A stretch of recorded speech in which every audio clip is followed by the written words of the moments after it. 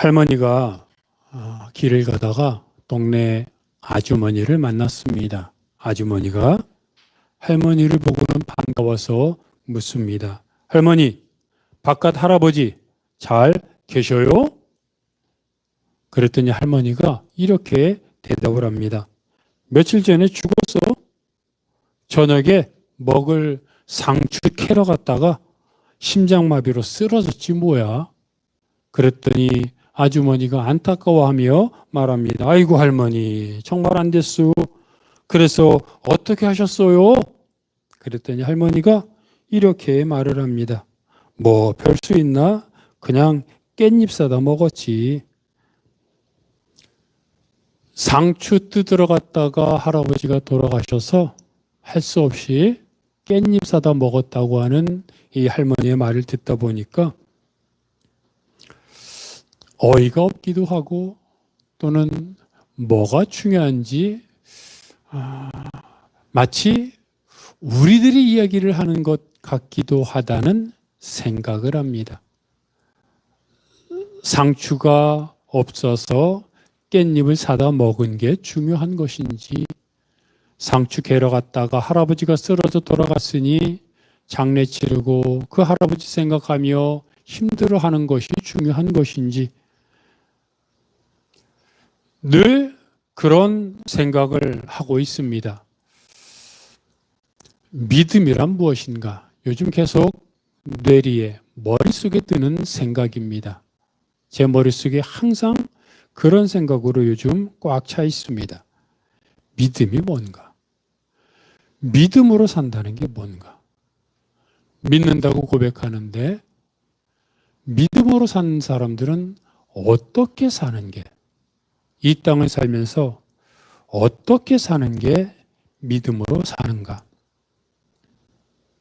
또 믿음으로 산다고 사람들은 얘기하는데 왜 이 땅에 이적, 또 능력, 또 평안, 감사, 이런 것들이 그리스도인들에게서 찾아볼 수 없을까?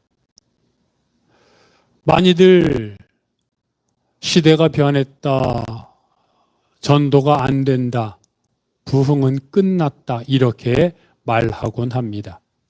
그리고 실제로 보면 유럽 또 선진 국가를 보면 풍요로울수록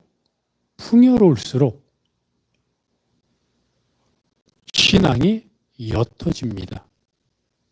그런데 여러분 아십니까? 풍요로울수록, 삶이 보장될수록 교회 나오는 사람은 적어지는데 이상하게 자살률도 높아지더라는 겁니다. 이상하죠. 풍요로우면 자살률도 낮아지고 죽는 그 순간까지 행복해야 할 것 같은데 교회는 안 나오는데 신앙은 작아지는데 자살률은 높아지더라. 무슨 말입니까?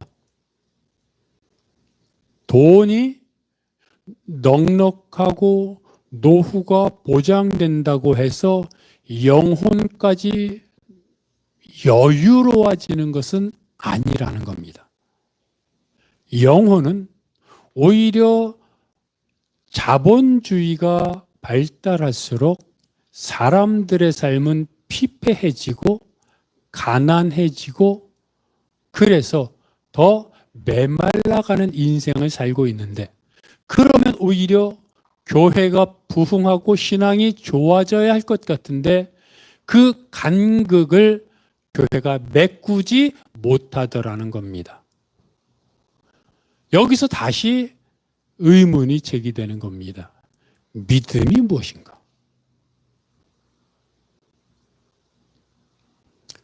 지금 같은 전도 안 되는 시대에 만약 사도행전에 기록된 초대교회 성도들이 살았다면 그래도 전도가 안 됐을까? 그래도 교회가 부흥 안 됐을까? 아마 여러분들은 그렇지 않다고 생각할 겁니다. 만약에 지금 이 시대에, 지금 내가 사는 이곳에 초대교회 성도들이 10명만 있으면 그곳은 부흥되고 교회가 하나님의 나라로 확장될 거라고 믿을 것입니다. 그러면 또 계속해서 질문이 제기됩니다. 초대교회 성도들이 갖고 있던 믿음과 내가 지금 갖고 있는 믿음은 그럼 무슨 차이가 있는가? 왜 그런 엄청난 결과 차이가 발생하는가? 제 마음속에 늘 계속해서 그런 생각, 그런 마음들로 가득 차 있고 그런 고민은 있는데 또 나름의 또 방법들을 안다고 하면서도 그렇게 살지 못하는 제 모습을 보면서 또 이런저런 고민들을 하게 됩니다. 근데 그런 생각을 하면서 성경을 보면 성경에 극적인 변화를 겪었던 사람들에 대한 이야기가 기록되어 있습니다. 그들을 보면 그들은 정말로 복음을 핍박하던 사람이 복음을 전하는 사람이 되었고 그럼으로 인해서 오히려 인생 자체가 변하는 것을 그들 스스로가 경험했습니다. 그리고 그들을 통해 다른 사람들의 복음을 받아 드렸습니다. 근데 그들의 모습을 보니까 과연 그들에게 어떤 일이 있었는가가 궁금해지고 그럼 그들이 겪었던 것도 그들이 경험했던 것도 내가 경험하게 되면 그럼 나도 그런 삶을 살 수 있을 것이라는 그런 생각을 하게 되는 겁니다. 바울을 보십시오. 바울처럼 인생의 극적인 변화를 겪었던 사람이 있습니까? 바울은 복음을 핍박했던 사람입니다. 오늘 본문에서도 자기는 복음을 핍박했던 사람이기 때문에 그렇게 인정받는 것이 오히려 자기에게 당치 않다고, 사도 중에 가장 작은 자라고, 사도라고 불림받는 것도 자기에게는 가당치 않다고 얘기했던 사람입니다. 그런 그가 복음을 전하는 자가 되었습니다. 근데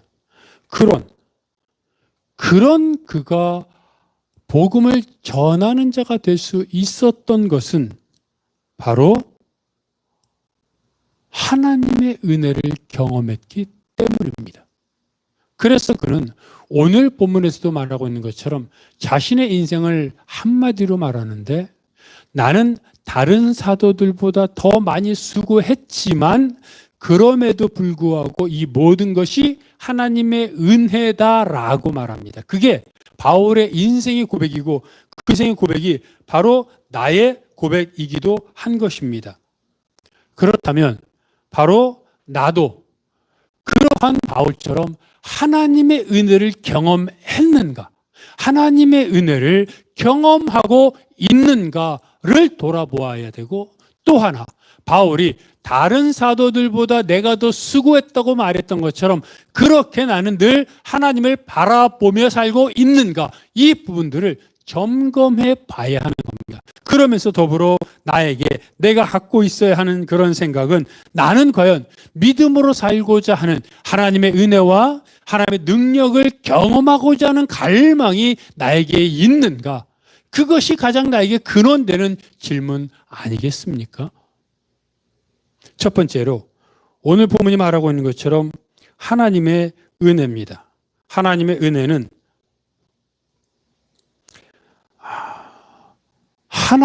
은혜는 하나님으로부터 우리에게 전적으로 주어지는 선물입니다.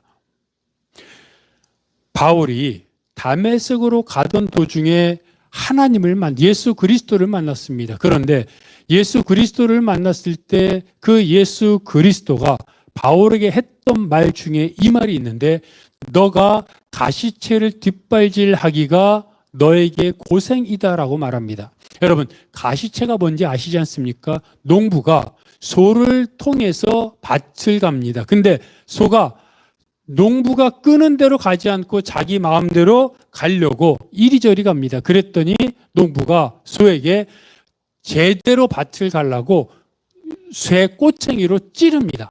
말을 안 들으니까. 그랬더니 쇠 꼬챙이로 찌르면 보통의 소는 아파서라도 농부가 원하는 대로 가는데, 이놈의 소는, 바울이라고 하는 소는 찔러도 자기 마음대로 가더라는 겁니다. 누구 손해입니까?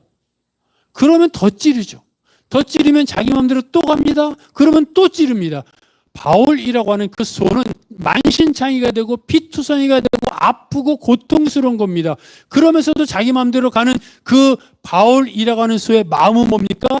그 악에 받쳐 있는 그 마음. 아픈데, 그래서 주인이 자기를 찌르는데 내가 하고 싶은 대로 하고 싶고, 그래서 자기 마음대로 하면서 아프고 고통스럽고 악에 받치고 스트레스 받고, 그게 뭐냐? 저는 그게 바로 다메섹으로까지 성도들을 잡으러 가는 바울이 열정이 아니라 악에 받쳐서 성도들을 잡았는데, 성도들을 옥에 가두었는데도 그들이 변하지 않고 예수 그리스도를 부인하지 않고 그들이 신앙을 더 굳게 지키는 모습을 보고 이게 뭐지 하면서 악에 받쳐서 더 성도들을 핍박하려고 하는 바울의 모습이라고 생각합니다. 즉, 예수님이 다메섹으로 가던 도중에 바울에게 나타나기 전에 예수님은 이미 쇠꼬챙이로, 가시채로 바울을 계속 찔렀던 겁니다. 근데 반항하니까 너만 고생이야 라고 예수님 계속 몇 번 경고를 주셨고, 결정적으로 다메섹으로 가던 도중에 예수님이 나타나셨던 겁니다. 뭡니까? 예수님의 은혜입니다. 쇠꼬챙이로 찌른 것도, 가시채로 찌른 것도, 그리고 결정적인 순간에 다메섹으로 가던 그 악에 받쳐서 성도들 잡아오려고 이를 가면서 가고 있던 바울에게 해보다 더 밝은 빛으로 나타나신 그 예수님의 출현은 전적인 예수님의 은혜라는 겁니다. 바울에게만 나타났습니까? 예수님은 부활하신 후에 500여 명의 사도들에게도, 제자들에게도 나타났고 제자들에게 나타났습니다. 그런데 여러분, 성경을 잘 보시면 예수님의 부활을 본 제자들은 기뻐했지만 그 이후로 달라진 것은 사실 없습니다. 잘 보십시오. 예수님이 부활하신 후에 예수님을 본 제자들이 그 이후에 어떤 행동들이 나타났습니까? 베드로가 갈릴리 바닷가에 가서 고기 잡는 모습 외에 아무것도 달라진 게 없습니다. 예수님이 부활했다고 그들이 전도했습니까? 예수님이 부활했다고 목숨 걸고 나가서 외쳤습니까? 아닙니다. 기뻤으나 그들은 거기서 끝났고 그 밖에 달라진 것은 하나도 없었습니다. 그들이 달라진 것은 오순절날 다락방에서 성령 세례를 경험함으로 말미암아 그들이 하나님의 은혜를 경험하게 되었던 것입니다. 그것이 무엇입니까? 은혜입니다. 바울이 다메섹으로 가던 도중에, 즉 다메섹 사건, 제자들이 그리고 120여 명의 무리들이 오순절에 다락방에서 성령 세례를 받았던 그 다락방 사건, 그것이 없었다면 바울은 어떻게 살았겠습니까? 끝까지 복음을 핍박하다가 죽었을 것이고, 제자들은 끝까지 오순절 사건이 없었다면 유대인들을 두려워하여 도망치며 숨고 반항하며 그리고 타협하며 살다가 죽었을 겁니다. 바울의 다메섹 무리들의, 제자들의 다락방, 그 사건이 그들을 전과 후로 나누게 했습니다. 그리고 그들은 인생은 완전히 변했습니다. 그들에게 그것이 없었다면, 그렇다면 나에게도 어떤 다메섹 도상에서의 몇 월 며칠 몇 시 또는 오순절날 몇 월 며칠 몇 시라고 하는 그런 극적인 변화가 없을 수도 있으나 그것이 중요한 것이 아니라 내 인생에 그 전까지는 믿는다고 하면서도 믿음대로 살지 못했던 내 신앙의 삶이 어느새부터인가 믿음대로 살고 싶고 믿음대로 살아야겠다는 결단을 하고 믿음과 더불어 살아가는 그런 인생으로 변화되었던 다메섹과 다락방과 버금가는 그런 변화의 시점, 변화의 기간, 변화의 사건, 예수 그리스도를 내가 만나는 그런 하나님의 은혜가 나에게 있었느냐 하는 것이 중요하다는 겁니다. 여러분, 그것이 내 인생에 나타나는 순간, 그것을 내가 경험하고 내가 체험하는 순간, 이전과는 비교할 수 없는 하나님의 은혜로 능력으로 살게 되더라는 겁니다. 그런데 그런 은혜를 경험하기 전에, 그런 은혜를 경험한 후에 우리에게 있어야 할 또 하나의 삶이 있는데, 그것은 두 번째로 바라봄입니다. 바라봐야 한다는 겁니다.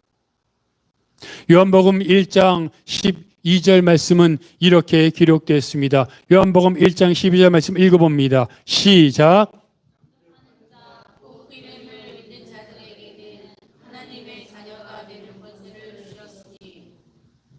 그렇습니다. 영접하는 자, 즉 예수 그리스도를 믿는 사람에게는 하나님의 자녀가 되는 은혜와 더불어 하나님의 자녀가 갖는 권세를 주셨다는 겁니다. 여러분, 저도 마찬가지지만 우리는 내가 하나님의 자녀라고 믿습니다. 그런데 여러분, 하나님의 자녀라고 믿는 내가 하나님의 자녀로 못 산다는 게 문제입니다. 하나님의 자녀라고 믿습니다. 그러면 믿으면 그 믿음대로 하나님의 자녀로 살아야 되는 거 아닙니까? 그런데 많은 사람들이 하나님의 자녀라고 하는 그 엄청난 위대한 자녀의 특권을 알고 믿는다고 말하면서 실제로는 하나님의 자녀로 살지 못합니다. 왜입니까? 믿는다고 생각하는데 믿지 못하는 믿음. 속이 꽉 찬 믿음이 아니라 어떻게 표현하면 껍데기만 있는 그런 믿음과 같은 것입니다. 왜 그렇습니까? 하나님을 바라보지 않기 때문입니다. 주일날 또는 말씀을 읽으면서 우리를 향하여 하나님이 아버지다, 하늘 아버지다, 그런 말씀을 읽고 이적을 보며 그러면서 나에게 감동이 있고 믿음이 있고 주님 뜻대로 살고 싶어하는 마음이 있습니다. 그런데 일어나 밖으로 나가 직장을 갑니다. 친구들을 만납니다. 여행을 가고 또 해야 할 일들을 합니다. 거기서 사람들을 만나다 보니 나는 그들에 비해 가진 게 없습니다. 능력도 없습니다.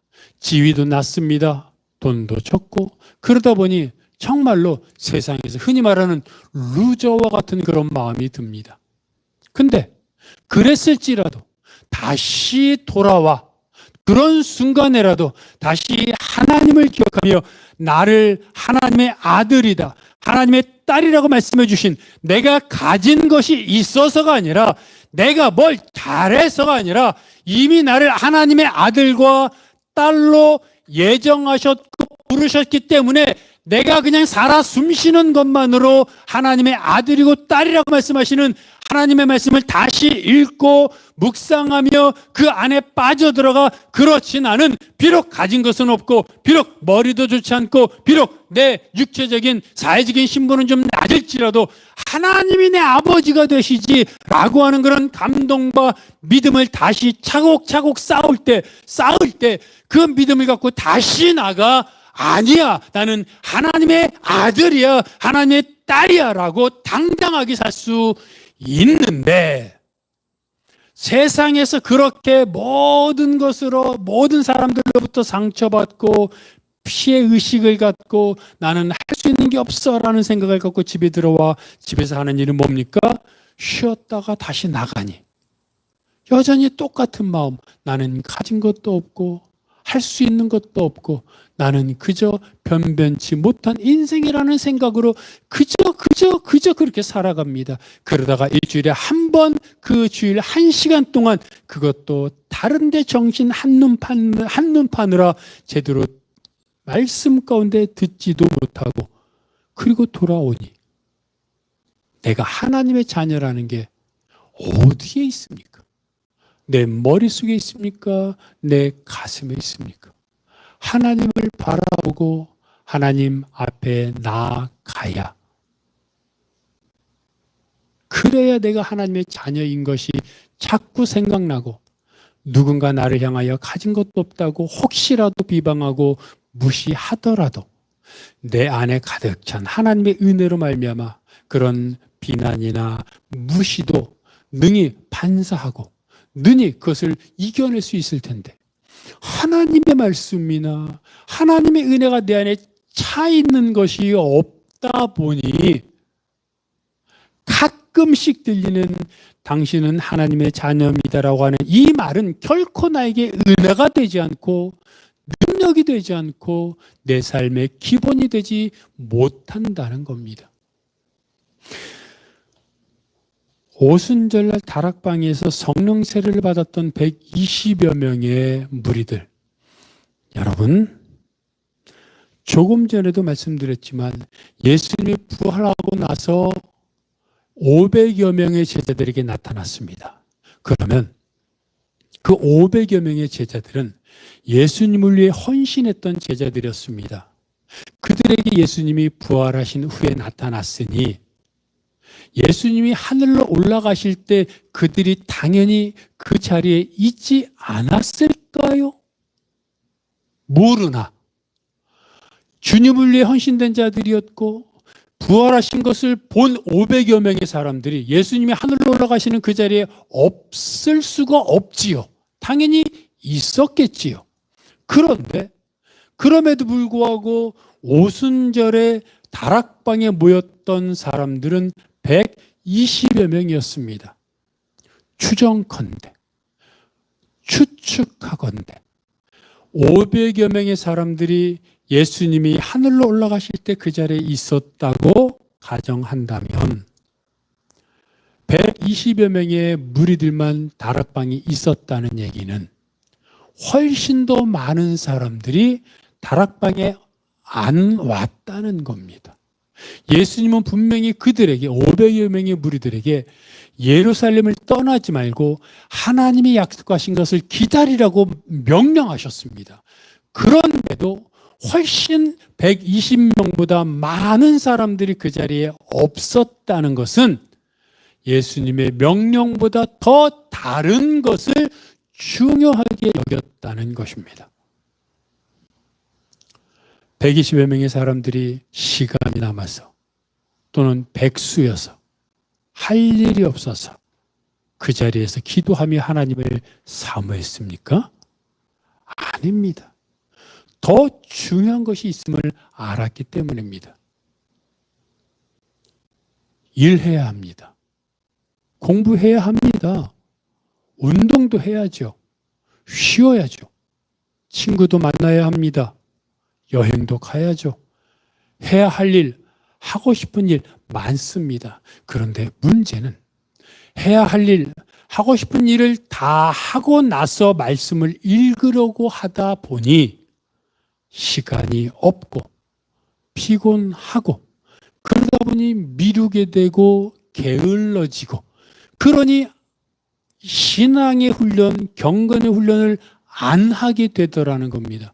결국 믿는다고 말은 하나 믿지 않는 삶의 모습을 통해 결국 하나님을 바라보는 그 노력, 하나님의 바라보는 것은 노력인데 내가 가만히 있으면 하나님을 바라봅니까? 아니죠.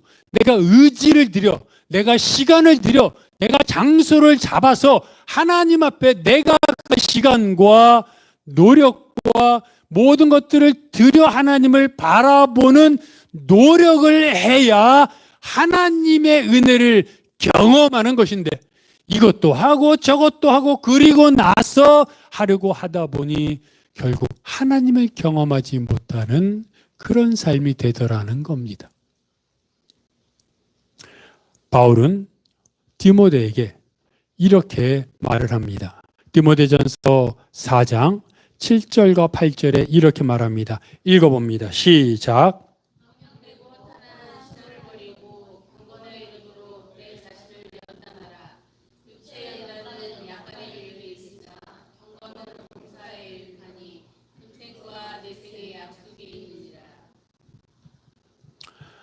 뭐라고 말합니까? 경건에 이르도록 내 자신을 연단해라. 여러분, 디모데는요, 초신자가 아닙니다. 지금 서신을 받은 디모데는 이미 성령 충만한 사람입니다. 믿음 안에서 바울의 참 아들 된 사람이고요. 지금으로 보면 계속 바울을 통해서 복음을 전하는 그런 사역자로 애썼던 사람입니다. 이미 성령 충만한 사람입니다. 근데 그런 디모데에게 경건에 이르도록 너 자신을 연단하라고 말합니다. 무슨 말입니까? 자신을 연단하는 것은 죽을 때까지 하는 것이라고 말하는 겁니다. 또 하나, 바울은 자기 자신에 대해서 이렇게 말합니다. 고린도전서 9장 27절에 우리말 성경에서 이렇게 말합니다. 읽습니다. 시작.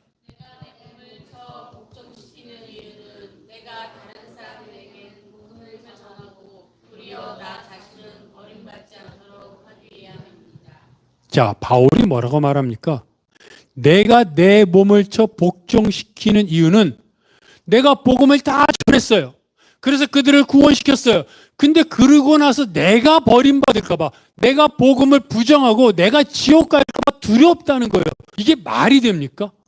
기독교 역사에서 바울처럼 위대하고 하나님의 동역자로 쓰임받은 그 위대한 사도가 어디 있습니까? 그런데 이 바울도 이렇게 많은 이적과 능력을 통해 하나님의 복음을 전하고 정작 자기가 버림받을까 봐, 복음을 부인할까 봐 두려워하더라는 겁니다. 이게 무슨 진짜로 겁이 나서 그런 것이라기보다는 스스로를 경계하는 것인데, 그래서 뭐라고 말합니까? 내가 내 몸을 쳐 복종시킨다는 겁니다. 이게 뭐예요? 내 몸을 쳐 복종시키는 게 뭐 자기를 때리고 이러는 게 아니라 내가 스스로 나를 여유가 있고 그리고 쉬고 그러면 자꾸 세상을 향하여 유혹을 느끼고, 바울처럼 성령 충만한 사람도 세상을 향하여 유혹을 느끼고 시험에 넘어질까 봐 스스로 몸을 자꾸 쳐서 복종시켜서 하나님 말씀 앞에 기도하며 자꾸 하나님 앞에 나아가더라는 거예요. 바울도 이렇게 했습니다. 바울도 죽는 그 순간까지 믿음의 선한 싸움을 싸웠다고 말하지 않습니까? 믿음의 선한 싸움이 뭐예요? 사역하는 것도 포함되지만 사역은 사역이잖아요. 그 전에 하나님 앞에 나아가 내 중심을 지키는 거예요. 내 중심을 지키는 게 뭐예요? 내 몸을 쳐서 복종시켜서 하나님을 바라보는 거예요. 나도 쉬고 싶죠. 나도 여행 가고 싶죠. 나도 더 다른 사람들처럼 편하고 여유롭고 떵떵거리고 그렇게 살고 싶죠. 왜요? 사람은 본능적으로 타락한 이후로 가만히 있으면 자기 중심으로 살게 돼 있어요. 그건 성령 충만한 바울도 마찬가지예요. 그래서 하나님이 바울에게 그렇게 유혹당하거나 시험에 빠지지 않게 육체의 가시를 줬고, 그리고 그 육체의 가시도 못 믿어 바울은 스스로 자기 몸을 쳐서 복종하여 늘 말씀과 기도의 삶을 살더라는 거예요. 그래서 바울은 뭐라고 말합니까? 디모데에게 보낸 편지에서 내가 밤낮 간구하는 중에 라고 말하잖아. 사역하느라고 얼마나 바빴어요. 천막 만드는 일을 하느라고 얼마나 바빴어요. 하루에 24시간이 있어도 모자랄 거예요. 그런 바울이 말합니다. 내가 밤낮 기도하는 중에라고 말합니다. 도대체 이 사람은 하루에 몇 시간인 거예요? 그리고 이 사람 정도면 기도 안 해도 될 거 아니에요. 이 사람 정도면 좀 쉬어도 되잖아요. 그런데 바울은, 위대한 사도 바울은 밤낮 기도하고 다른 시간에 사역하고 다른 시간에 일하고 다른 시간에 기도하고 그런 삶을 살았던 거예요. 그랬더니 하나님의 은혜가 늘 임하고 하나님의 은혜가 늘 임하니까 당연히 하나님의 능력이 늘 강건하고 충만하고 이적이 일어나는 거예요. 그런 사람의 삶과 내 삶을 비교하니 참 부끄럽다는 겁니다. 가난한 자들의 아버지, 범죄자들의 아버지라고 또는 성자라고까지 불리는 박보영 목사님이 있습니다. 제가 몇 번 여러분들에게 예화를 말씀드렸지요. 근데 이 목사님은 감리교 목회자 집안에서 태어났습니다. 할아버지, 아버지가 감리교에서 또는 신학 목회자 사이에서는 이름만 대면 알 수 있는 정말 큰 그런 일을 하신 목회자들입니다. 아버지가 인천에서 목회를 했는데 분란이 많았어요. 그래서 성도들이 늘 싸웠습니다. 그래서 어렸을 때 성도들이 정말 피 터지게 싸우는 모습을 보면서 이렇게 생각했답니다. 하나님은 없다. 하나님이 있다면 하나님을 믿는 장로, 권사, 성도들이 왜 이렇게 피 터지게 싸워? 하나님은 없는 거라고 생각했습니다. 그리고 39세가 될 때까지 하나님을 부인했습니다. 그 와중에 의과대학을 나와서 피부과 의사로 성공했고 또 재벌가의 여성과 결혼하였고 정말 넉넉하고 풍성하고 아들도 낳고 살았습니다. 그러던 중 아내와 이혼했고 아들 하나를 데리고 살며 술에 쩔어 사는 인생이 되었습니다. 근데 어느 날 술에 취해 집에 들어왔는데 갑자기 숨이 막히고 심장이 마비되는 증세가 왔습니다. 119를 불러 병원에 입원했고요. 며칠에 걸쳐 정밀 전단과 치유를 받으면서 퇴원했을 때 의사가 이렇게 말합니다. 앞으로 2년 후에 또 심장마비가 올 것 같은데 그때는 각오하셔야 됩니다. 라고 말합니다. 1분에 심장이 300번을 뜹니다. 또는 30번을 뜹니다. 이게 자동이에요. 조절할 수 있는 게 아니에요. 어떨 때는 1분에 300번을 뛰다가 어떨 때는 1분에 30번을 뛰어요. 그러면 안 되잖아요. 1분에 심장이 30번이 뛰면 자살, 충동, 그리고 무기력증, 우울증에 시달리게 된답니다. 300번이 뛰면 죽는 겁니다. 그렇게 힘들어 하다가 어느 날 작은 아버지가 운영하는 인천에 있는 마가의 다락방이라는 기도원에 가게 되었어요. 거기를 좀 가봐야겠다는 생각이 들어서 12월 말이었습니다. 갔는데 그 기도원을 향해서 올라가고 있는데 한 여성이 내려오고 있었어요. 이건 다 박보영 목사님이 스스로 한 간증의 내용에 기초한 겁니다. 몇 번 저도 들었는데 그 여성이 내려오는데 한쪽 다리가 없어서 의족을 한 여성이었는데 이 박보영 목사님 보더니 환하게 웃는 거예요. 그리고 안다고 얘기를 하는 거예요. 처음 보는데. 어떻게 하냐 그랬더니 이 여성이 말하기를 8년 전에 마가의 다락방에서 기도하고 있는데 하나님이 이렇게 말씀하셨다는 거예요. 이 다락방, 마가의 다락방 원장의 아들, 그때는 그 마가의 다락방을 박보영 목사님의 아버지가 원장이었습니다. 원장의 아들을 내가 종으로 세웠다. 그러니 이 사람을 위해 기도해라 라고 말씀하셨다는 거예요. 8년 전에. 그래서 이 여성이 계속 기도했습니다. 그러다가 8년이 됐어요. 그리고 그날 하나님이 이 사람을 오늘 너가 만날 것이다 라고 말씀을 해 주셨다라는 거예요. 그래서 기다리고 있었는데 아무리 기다려도 안 오니까 내가 잘못 들었나 하고 여성이 내려가고 있는데 이제 저녁에 갔으니까 저녁에 갔는데 이제 박보영 목사님이 올라오고 있었던 거예요. 그때 하나님은 그 여자분에게 그렇게 말을 했대요. 저 사람이다 라고 말씀해 주셨대요. 그래서 반가워가지고 막 그랬대요.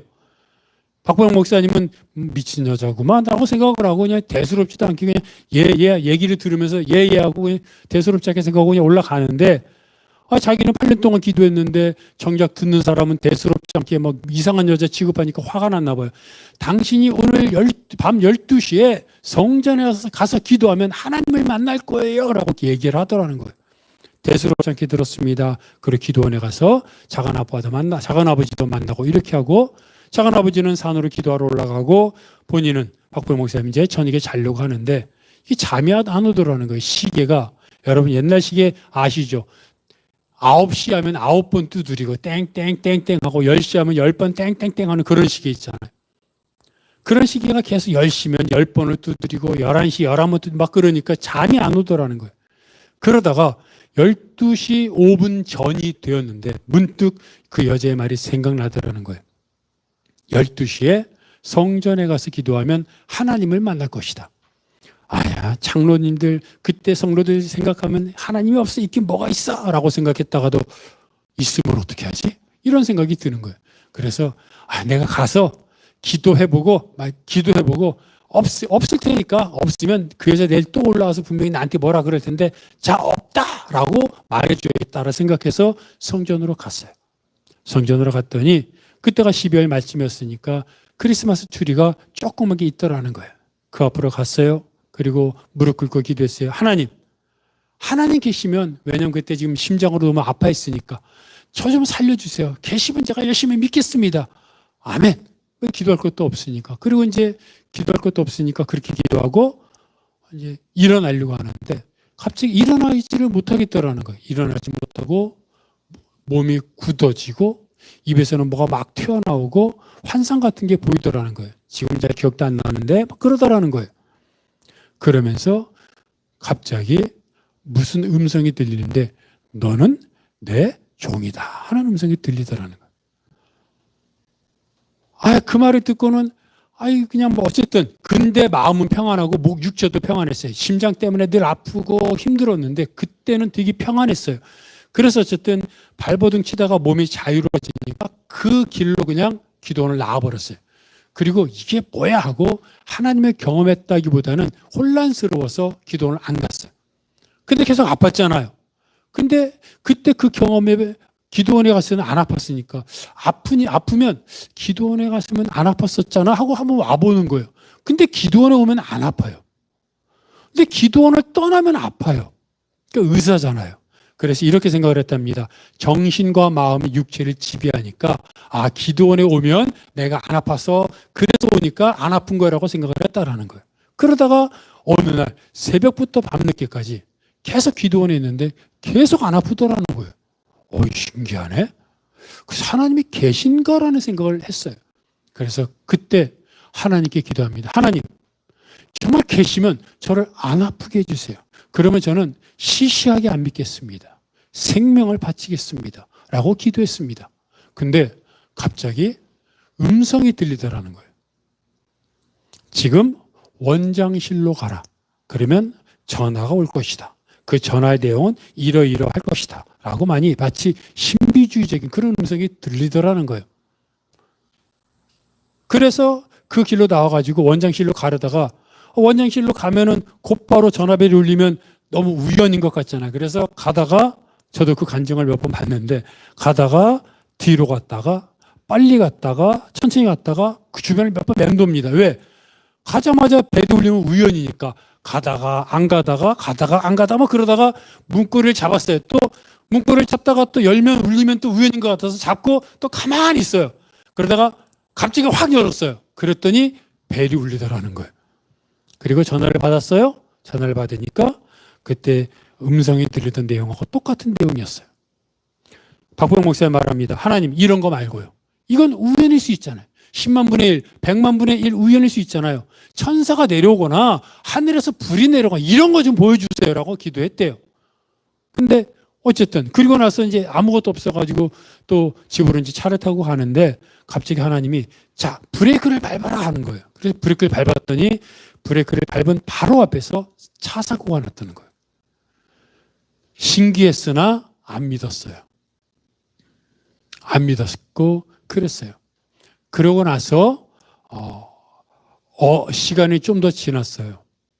계속 안 믿었죠. 근데 어느 날 너무 아픈 거예요. 죽을 것 같은 거예요. 그래서 다시 아플 때는 마가의 다락방으로 왔으니까 다시 마가의 다락방 오는데 마가의 다락방에 오지도 못할 정도로 힘들었어요. 그래서 와가지고 겨우 와가지고 하나님 제발 좀 어떻게 좀 해주세요. 이미 몇 번의 경험을 했으니까 해주세요라고 엎드려서 막 통곡이라고 해야 되나 힘들어서 그러고 있는데 환상을 봅니다. 환상을 보는데 한 어떤 천사가 나타나서 목사님에게 오더라는 거예요. 그리고 목사님을 눕히고 쟁반에 뭘 들고 왔는데 목사님을 눕히고 목사님의 가슴을 열더니 뭘 집어넣고 막 뭐 하더라는 거예요.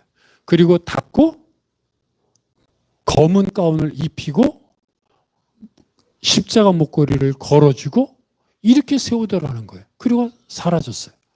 근데 그때부터 가슴 속에서 멍멍 막 북받쳐 오르는 거예요. 기쁨, 행복 이런 것들이 북받쳐 오르는 거예요. 그래서 막 기뻐하면서 밖에 나가서 막 뛰고 싶었어요. 그래서 그 기도를 막 뛰었어요. 금방 뭐라 그랬어요? 기도원까지도 오지 못할 정도로 힘들어서 겨우 왔고 하나님 어떻게 좀 해주세요라고 했잖아요. 근데 그 환상을 통해 가슴을 열고 뭐 심장을 아마 했나 보죠. 막 하고 나서 막 뛰는데 뛰니까 숨차죠. 숨차지만 심장은 정상적으로 가동하더라는 거예요.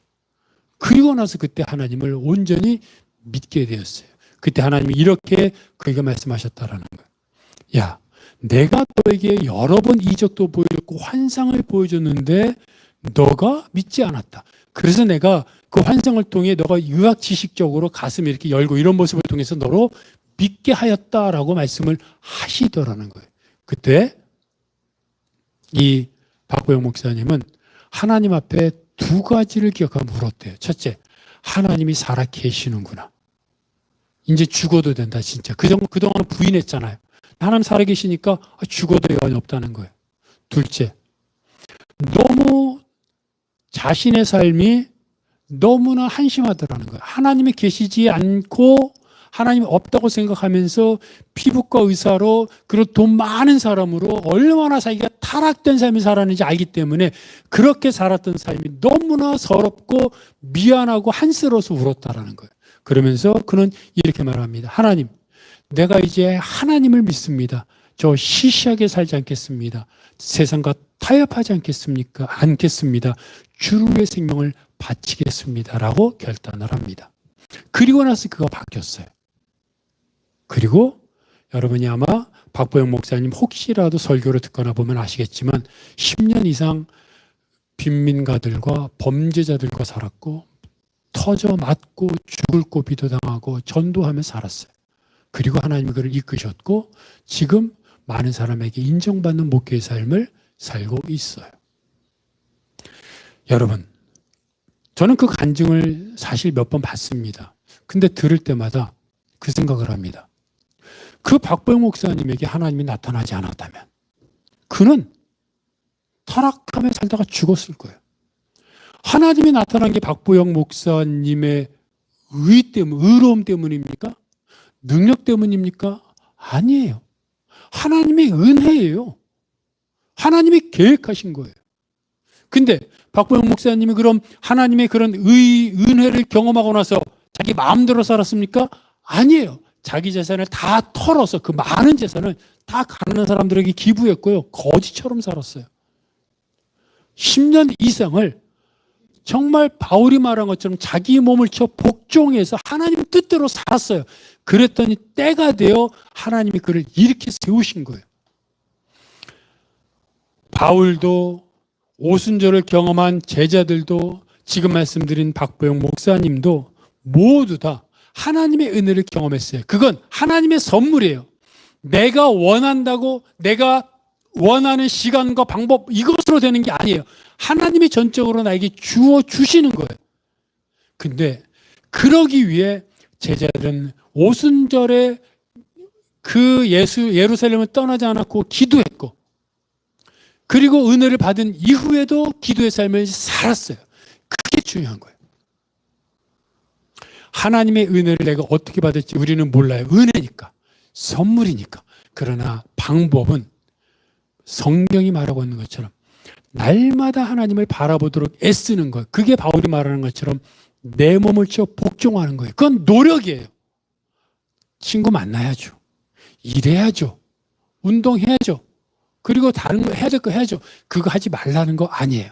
그러나 그것에 우선하여 더 중요한 것이 무엇인 줄 알아 하나님 앞에 먼저 나아가라는 거예요. 말씀을 읽고 기도하고 하나님을 찬양하고 그리고 시간이 나면 일부러 또 하나님 앞에 나아가고 복종시켜서 그랬더니 하나님의 은혜가 임하더라는 거예요. 그리고 임하면 또 감사해서 하나님 앞에 나아가게 되는 거예요. 그게 바로 능력의 삶이고 은혜의 삶이고 믿음의 삶입니다. 그리고 그렇게 사는 인생은 이 세상이 하나도 부럽지 않은 인생이에요. 여러분, 저도 그렇게 살고 싶어요. 그렇게 살고 있지 않아요. 그렇게 살고 싶어요. 우리 여러분 다 그렇게 살고 싶지 않습니까?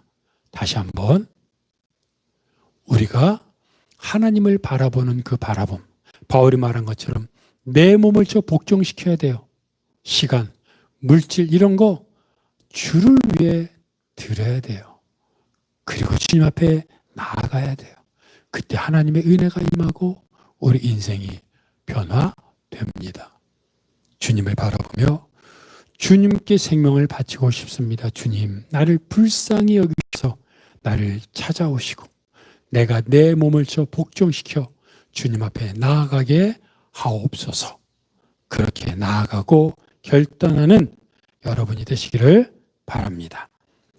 다음 교리 말씀을 기억하면서 일어나셔서 찬양하겠습니다.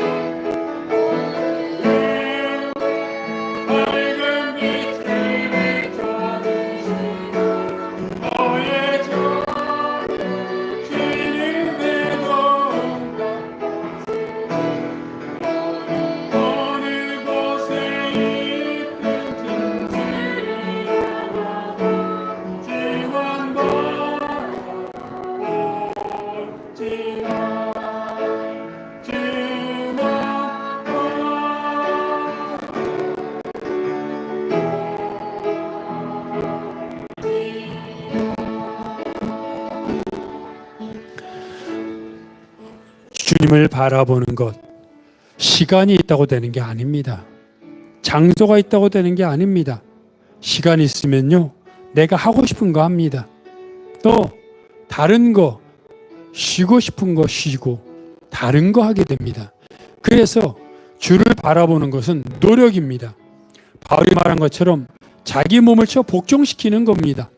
주님 바라보기 위해서 말씀 읽고 기도하는 거 쉽지 않습니다. 절대 쉽지 않습니다. 그 정도 노력도 하지 않고 하나님의 은혜를 구하고 그리고 하나님의 이적을 구하고 능력 있는 삶을 살기를 바란다면 그건 정말로 잘못된 생각입니다. 최소한 우리가 해야 될 정도는 해야 되지 않겠습니까? 주님, 내가 내 몸을 쳐 주님 앞에 나아갑니다. 할 수 있는 한 말씀과 기도로 하나님을 바라보겠습니다. 은혜로 임하소서. 나를 변화시켜 주소서. 나를 살려주소서. 나를 불쌍히 여겨 주소서. 함께 통성으로 기도하겠습니다. 하나님 아버지, 주님과 더불어 주님을 기억하며 살게 하여 주시옵소서. 말씀대로 살게 해주시고 하나님을 찬양케 도와주시고 그 영으로 말미암아 하나님 말씀 앞에 설 수 있도록 도와주시옵소서. 아버지 하나님, 오늘도 하나님 앞에 나왔습니다. 부족합니다. 부끄럽습니다. 흠과 점과 티 투성입니다. 하나님, 우리들을 불쌍히 여겨주시고 하나님 앞에 나와 말씀을 읽고 묵상하며 기도하며 하나님을 바라볼 때 내 몸을 쳐 복종하여 하나님 앞에 더 나아가기를 했을 때 은혜를 부어주셔 나를 정결케 하시고 깨끗게 하시고 순결케 하시고 경건케 하시고 그러므로 말미암아 하나님의 은혜와 사랑으로 가득할 수 있도록 도우셔서 아버지 우리들을 통해 가정의 복음화 되고 우리들을 통해 하나님을 누리게 하시고 우리들을 통해 우리가 가는 곳마다 우리가 머무는 곳마다 우리가 하는 일마다 우리가 기도하는 곳마다 하나님의 이적이 하나님의 은혜가 하나님의 능력이 가득하게 하여 주시옵소서. 경건의 말이 아니라 경건의 겉모습이 아니라 경건의 능력을 경험하며 살게 하여 주시옵소서. 주여 붙잡아 주시옵소서. 내 몸을 쳐 복종하게 하여 주시옵소서.